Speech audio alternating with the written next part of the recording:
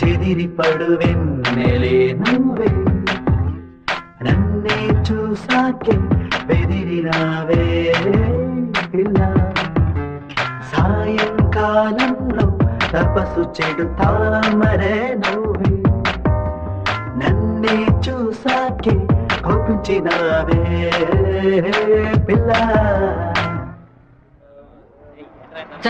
Hand bar bend అయిపోయింది. వెంటనే తీసేస్తాను. అలవాటు ఇంకా మీరు మారిపోలేదా? అయ్యో కరెంటు స్తంభాలు చూడగానే కుక్క కాలు ఎత్తినట్టు నీకేంట్రా ఈ చండాల అలవాటు? బంగారు లక్ష్మి క్లినిక్. ఈవిడ బంగారం లాంటి డాక్టర్ రా. రండి. ఏంట్రా ఆ డాక్టర్ దగ్గర తీసుకొచ్చారు? మీకేమిటి ప్రాబ్లం? దెబ్బ తగిలిందండి. ఎక్కడ దెబ్బ తగిలింది? ఎప్పుడు సైకిలోనే వచ్చి గుద్దుతాడు, ఎవ్వు పంచర్ అయ్యేది. ఇప్పుడేమో ఒక కార్ రోడ్ కంట్రోల్ లేకుండా నన్ను గుద్దేసి టైర్ పగిలిపోయిందమ్మా. అప్పుడు మీరు పంచర్ కొట్టు కదా వెళ్ళాలి. డాక్టర్ల దగ్గర లాయర్ల దగ్గర దేన్ని దాచకూడదు, ఓపెన్ గా ఉండాలి. మీరు బెదిరిపోతారు డాక్టర్. ఏమిటి చేతికి దెబ్బ తగిలిందా, కాలుకి దెబ్బ తగిలిందా?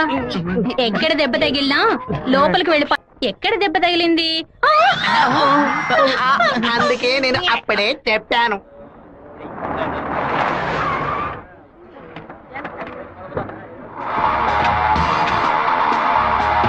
సార్ ఏం కావాలి సార్? ఎవరా నువ్వు? ఇక్కడ పనిచేస్తున్నాను సార్. పనోడివా? అరే పేట్రో ఎప్పుడు వచ్చావయ్యా? రా వాడు మనూరు పిల్లడేలే. టీ తాగుతావా? తెమ్మను. రే మణే, వాడిని తెమ్మను. ఎందుకు పనోడు తెస్తాడయ్యా? ఒరే మణే, ఇక్కడ వర్కర్వే కదరా నువ్వు, వెళితే.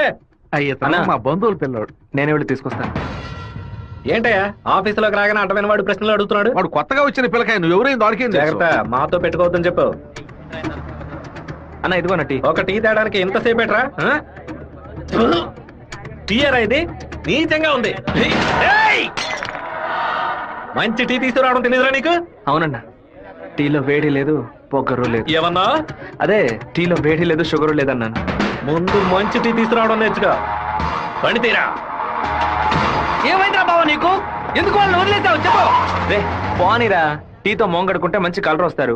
ఇప్పుడు నాకు ఆ ఛాన్స్ దొరికింది. అని ఒక మాట చెప్పరా, కత్తితో ఒక పోటు పడిచి దాని మీద బట్టి పోసి వస్తాను. మనం ఏమైనా హీరోస్ చూపించడానికి వచ్చావా? కొద్ది రోజులైనా సైలెంట్ గా ఉండి పని నేర్చుకుందాం, నిన్ను పాటలు పడుతుంటే నువ్వు అనవసరం సమస్యలు ఎరికించాలో ఉన్నావే. ఇంత ఓపిక నీకు ఎక్కడి నుంచి వచ్చిందిరా బావా? వచ్చిన కూడా నువ్వు వదిలేసి పక్కకు తప్పుకునే బొరిసి పట్టరా మంది. రే ఊరుకో, ఫోన్ కొట్రా, కొట్రా కొట్రా పోను. ఎందుకు రా నన్ను కొట్టా? నువ్వేగా కొట్రా అన్నావు, అందుకే ఒకటి పీకాను. ఏంట్రా కాలేజీలోకి వెళ్తున్నారు? ఎవరా వాళ్ళు? ఓబుల్రెడ్డి మనిషి ఈ కాలేజీలో క్యాంటీన్ నడుపుతున్నాడు. వాడు ఈ కాలేజీలో చదువుకున్న ఓల్డ్ స్టూడెంట్. కూల్ డ్రింక్ అడిగితే కూలింగ్ లేకుండా ఇస్తారంట. ఏంట్రా సౌండ్ లేదు? కూల్ డ్రింక్ కూల్ గా లేదని గొడవ పడుతున్నాడు. కూల్ గా లేకపోతే కాఫీ వేడిగా ఉండదు, చట్నీ పులుపుగా ఉంటుందిరా. లేదంటే చెప్పి నీ ఉద్యోగం.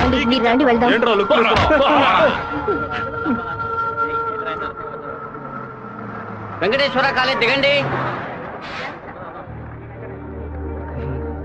హలో రాధిక, ఎలా ఉన్నావు? చూసి 2 రోజులైంది. ഞാൻ రాధికనే. പക്ഷേ మీరు అనుకున్నట్టు రాయలసీమ రామగిరిలో అశోక్ విద్యాలయంలో 4వ క్లాస్ చదువుకున్న ఆ రాధికని కాను. అరే పక్కగా బయోడేటా చెప్పినట్టు చెప్తున్నావా? పాలకాడ్ నుంచి చదువు కోసం నేను తిరుపతి. బాగా గుర్తు తెచ్చుకొని చూడు. చిన్నప్పుడు స్కూల్లో పెన్సిల్ చెక్కేటప్పుడు చెయ్యి స్లిప్ అయి తొడ కోసుకొని ఏడుస్తూ ఉన్నావు. వెంటనే నా మ్యాథ్స్ బుక్ లో పేపర్ చించేసి నా ఉమ్ముతో బ్యాండేజ్ చేశా. ఓ వారం తర్వాత వచ్చి గాయం మానిపోయిందని తొడ చూపించావు, కానీ ఆ మార్క్ అలాగే ఉండిపోయింది. నీకు అనుమానం అయితే నీ తొడ మీద చూడు, మచ్చ ఉంటుంది. ఏంటిది? నడి రోడ్లో నిలబట్టి అది చూడు ఇది చూడని తప్పుగా సారీ నువ్వు ఇంటికి వెళ్ళి చూసుకో, అదే కరెక్ట్ గా ఉంటది. హే శివ, నువ్వు తిరుపతిలో ఏం చేస్తున్నావు? జయంతి బాగున్నావా? చూసి చాలా రోజులైంది. ఫైన్. హే రాధిక, నువ్వు ఇంకా శివతో టచ్ లోనే ఉన్నావా? పెన్ ఫ్రెండ్సా, మెయిల్ ఫ్రెండ్సా, లేక ఫోన్ లో టచ్ లో ఉన్నారా? అయ్యో వీడెవడో కూడా నాకు తెలీదు. శివ తెలీదా నీకు? మన స్కూల్ ఎస్పీఎల్ బ్లేడు, పేపర్, తొడ ఉమ్మితో మందేశాడు, మర్చిపోయావా? ఇదే నేను ఎప్పటి నుంచో చెప్తున్నాను, కానీ తనేమో సొంత ఊరు పాలకాడు, నాన్న పేరు ఓమర్గుట్ట, అమ్మ పేరు ఓమర్గుట్టి అని మలయాళంలో ఏదేదో సంసారిస్తోంది. 10 రోజులు నీ ఎన్ఎస్ఎస్ క్యాంప్ కి వెళ్ళొచ్చే లోపల నువ్వు మలయాళిగా మారిపోయావా? మంజు మలయాళి. మాకు బోర్ కొట్టినప్పుడల్లా మలయాళంలో మాట్లాడుకుంటాం. ఆపుతావా నీ బయోగ్రఫీ? జయంతి నీ ఫోన్ నెంబర్ ఏంటి? 9950887461. రాధికాది ఒక నంబరే డిఫరెంట్, 87462. నా నంబర్ ఎందుకు ఇచ్చావు? సారీ, దాని నంబర్ ని ఎరేజ్ చేసి పారేసే నెంబర్. బావా ఏం చేస్తున్నావురా ఇక్కడ? అనంతపురానికి ఎన్ని బస్సులు వెళ్తున్నాయో లెక్కేస్తున్నాను. వద్దురా బావా, అది మలయాళం అమ్మాయిగానే ఉండిపోని మనం తెలుగు వాళ్ళుగానే ఉండిపోదాం. 2 రాష్ట్రాలు కలపడానికి మనం పాటుపడింది చాలరా. సగం బాడీతో మనం పులివెందులకు వెళితే ఎవరు మనల్ని గుర్తుపట్టారా బావా. అయ్యగారి చెవికి ఈ విషయం లీక్ అవుట్ అయిందనుకో, నా ముక్కు నుంచి రక్తం ఫ్లో అవుట్ అవుతుందిరా బావా. ముక్కుకు బ్యాండేజ్ చేసుకోవచ్చులే. వీడు నా అంత చూడండి వదిలిపెట్టేలా లేడు.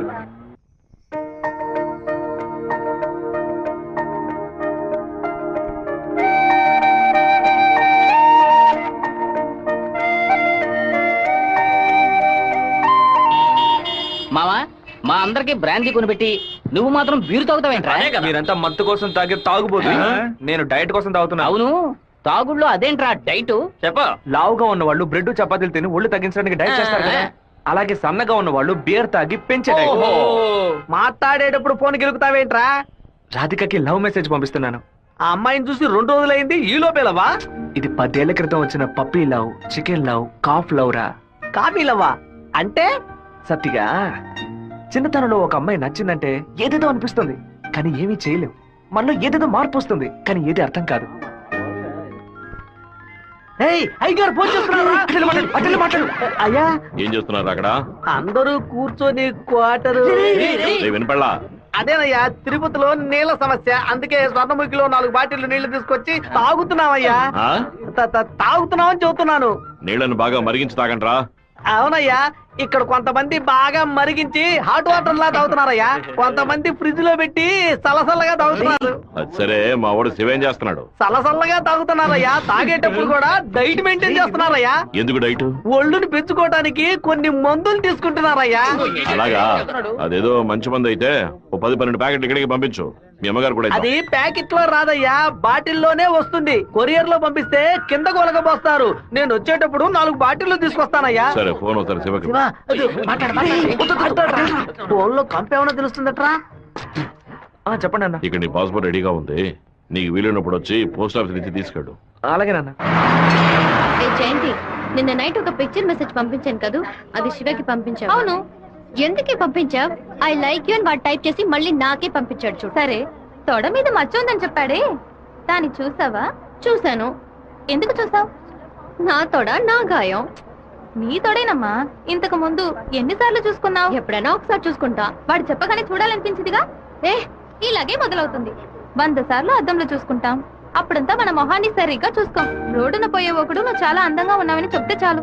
పూలు పెట్టుకునేటప్పుడు, బొట్టు పెట్టుకునేటప్పుడు, తల దూకునేటప్పుడు కూడా ఎప్పుడు మొహం అందంగా ఉందా లేదా అని చూసుకుంటాం. ఏదో లోకంలో ఉండి వాడే లోకం అనుకుని చెప్పాలనిపిస్తుంది. అందులో ప్రాబ్లము. ఆ తర్వాత సైనైడ్, సూసైడ్ అని అమ్మాయిల జీవితం మొత్తం టెన్షనే. ఆపుతావా? శాపాలు పెట్టకు. వెంకటేశ్వర కాలేజ్ వచ్చింది. హాయ్ రాధిక, ఎలా ఉన్నావు? మీకేం కావాలి? ఇలా ఉన్న పడంగా అడిగేస్తే ఎలా? ఏం జయంతి చెప్పేనా? అనవసరంగా నిన్న రాత్రి నాకు తప్పుగా మెసేజ్ పంపించారు. ఎవరిని అడిగి పంపించారు? నా నంబర్ సేవ్ చేసుకోవడానికి మీకు ఎవరు పర్మిషన్ ఇచ్చారు? ఎవరిని పర్మిషన్ అడగాలి? హెచ్ఓడినా, ప్రొఫెసర్ నా, మీ నాన్న, అమ్మనా? మీ నాన్న ఎక్కడున్నారు? తిరుపతిలోనా, వేంపల్లోనా? Give me your father's number yeah. అనవసరంగా వాళ్ళ నాన్న పేరు ఎందుకు ఎత్తావు? నేనేమన్నా ఆయన గురించి బ్యాడ్ గా మాట్లాడానా? ఏమైంది ఇప్పుడు? వాళ్ళ నాన్నగారు ఇప్పుడు లేరు. తను స్కూల్లో చదువుతున్నప్పుడే ఆయన చనిపోయారు. వాళ్ళ నాన్న గుర్తుకు రాకూడదనే వాళ్ళ మావయ్య ఇంట్లో ఉంచి చదివిస్తున్నారు. నేను సారీ చెప్తాను గానీ నువ్వు నా లవ్ మ్యాటర్ కొంచెం చెప్పి కన్విన్స్ చేయొచ్చు కదా. ఇలా చూడు, నువ్వు నా ఫ్రెండ్వే, తను నా ఫ్రెండే. నువ్వు ప్రేమించమని కన్విన్స్ చేయమంటున్నావు, తను ప్రేమించొద్దని కన్విన్స్ చేయమంటుంది. నేనేం చేయలేను బాబు, నువ్వే వెళ్ళి మాట్లాడుకో. సరే, నేనే మాట్లాడుకుంటాను కానీ నువ్వు నాకు ఒకే ఒక హెల్ప్ మాత్రం చేయి.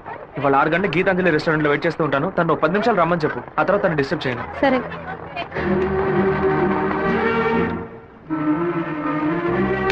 బావా, ఈ విషయాన్ని అయ్యగారికి చెప్పమంటావా చెప్పొద్దటావా? గుంట నక్క పనులు చేస్తే ఏదో చంపేస్తాను. ఒక కుటుంబంలో నాన్న హార్ష్ గా ఉంటే కొడుకు సాఫ్ట్ గా ఉంటాడు, కొడుకు హార్ష్ గా ఉంటే నాన్న సాఫ్ట్ గా ఉంటాడు. మీరిద్దరూ రఫ్ అంటాం. మీ ఇద్దరి మధ్య నేను ఇరుక్కుని తిరగల్లో గోధుమ లాగా నలిగిపోతున్నాను. ఓ పంచి 7 కొండలు ఎక్కు. వెంకటేశ్వర స్వామి దర్శించుకో, కింద అంతా సరైపోద్ది. వీడే దోసి నా దోస్తాడు. వాడు పిలవగానే ఎందుకే నేను రెస్టారెంట్కి వెళ్ళాలి? వాడు లవ్ చేయమని ఎలా నీ వెంటపడి తిరుగుతున్నాడు, అదే విధంగా లవ్ చెయ్యొద్దని నువ్వు కూడా కొంచెం తిరగాలి. కొంచెం బుర్రకెక్కేలా చెప్తావా? ఎప్పుడు వద్దనే మాట మొహం మీద చెప్పినా అంత తేలిగ్గా వదిలిపెట్టరు. వాళ్ళకి అర్థమయ్యే విధంగా మన ప్రాబ్లం ని చెప్తే ఒప్పుకుంటారు. హే, శివ చిన్నప్పటి నుంచే మనకి తెలిసిన వాడే కదా, ఎందుకు భయపడుతున్నావు? ధైర్యంగా వెళ్ళు, క్లియర్ గా మాట్లాడు.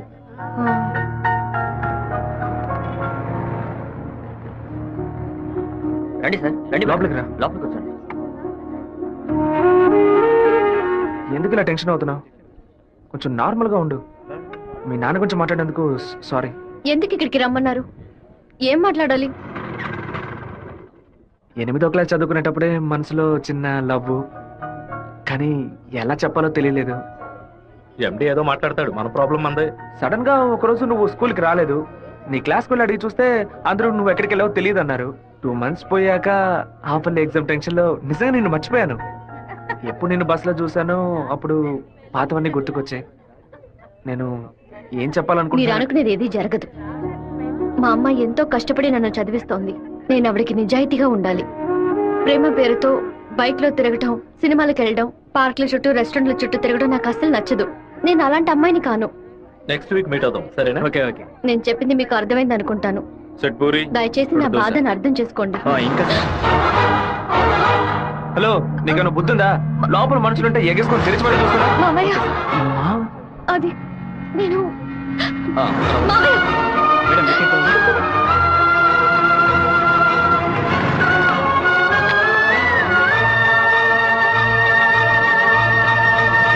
మావయ్య, అలా మౌనంగా ఉండొద్దు మావయ్య. నాతో మాట్లాడు మావయ్య. నేనే తప్పు చేయలేదు మావయ్య. ఏ తప్పు చేయకుండానే వాడితో హోటల్ వరకు వెళ్ళావమ్మా? నన్ను నమ్ము అత్తయ్య. నాకు వాడికి ఎలాంటి పరిచయం లేదు. నువ్వు ఇక్కడ ఉన్నంత వరకు నీ ఇష్టం వచ్చినట్టు నడుచుకో, కానీ ఇక నుంచి నాతో మాత్రం మాట్లాడుకో.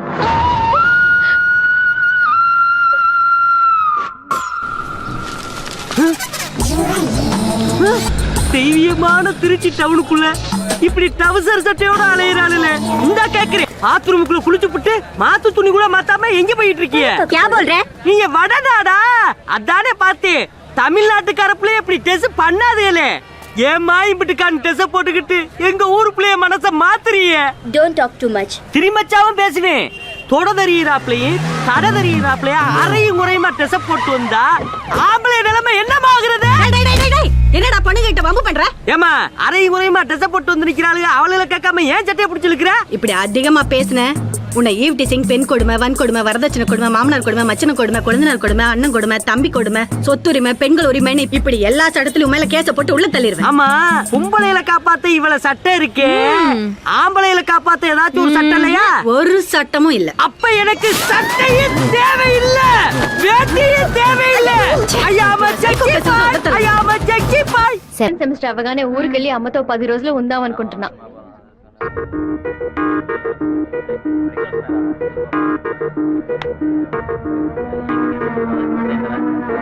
నీకు అసలు కనికరమే లేదా? ఎందుకు నా వెంటబడి టార్చర్ పెడుతున్నావు? మావయ్య నన్ను అసలు ఎంత అసహ్యంగా చూశాడో. ఇన్ని రోజులు కన్న తల్లిలా చూసుకున్న నా అత్తయ్య నాతో మాట్లాడనుంది. ఇంకా నన్ను నేను నిన్ను బాధపడడానికి రాలేదు, ఇంకెప్పుడు నీ వెంట పడనని చెప్పడానికే వచ్చాను. ఆ రోజు నేను బస్సులో చూసి నువ్వు రాధికి వేనా అని అడిగినప్పుడు నువ్వు సెవ్వే కదా, నువ్వు మామూలుగా అడుగుంటే నా పాటికి ఒక బాయ్ చెప్పి నేను వెళ్ళిపోయి ఉండేవాడిని. నువ్వు కాదు కాదు అంటూ నాకు అవును అన్నట్టు అనిపించింది.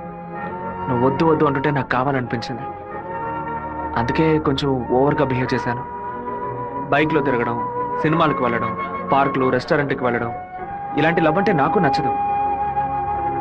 నిన్ను పెళ్లి చేసుకోవాలని ఆశ అంతే. ఇవాళ నుంచి సరిగ్గా 6 నెలల తర్వాత ఒకే ఒకసారి 2 నిమిషాలు నేను కలవడానికి వస్తాను. నువ్వు సరే అంటే నేను పెళ్లి చేసుకుంటాను, వద్దు అంటే నా తలరాత అంతే అనుకుని వెళ్ళిపోతాను. ఒక మగాడి కష్టం వస్తే అది తన వరకే ఉంటుంది, కానీ ఒక అమ్మాయి కష్టం వస్తే అది తన కుటుంబాన్ని బాధిస్తుందని నాకు అర్థమైంది. నాకు ఒక తోడబుట్టిన చెల్లెలు ఉంది. ఒక ఆడదాని కష్టం ఏంటో నాకు తెలుసు.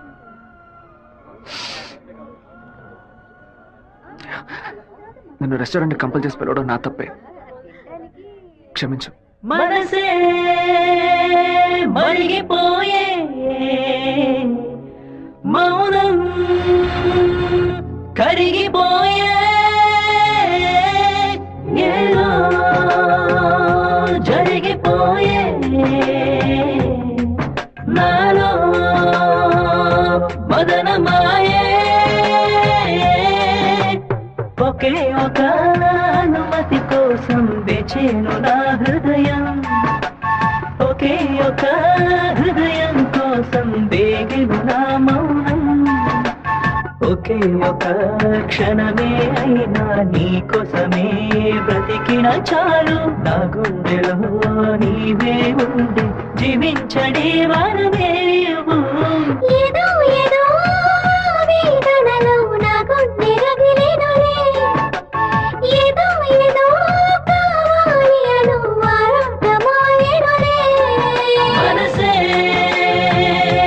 కరిగిపోయే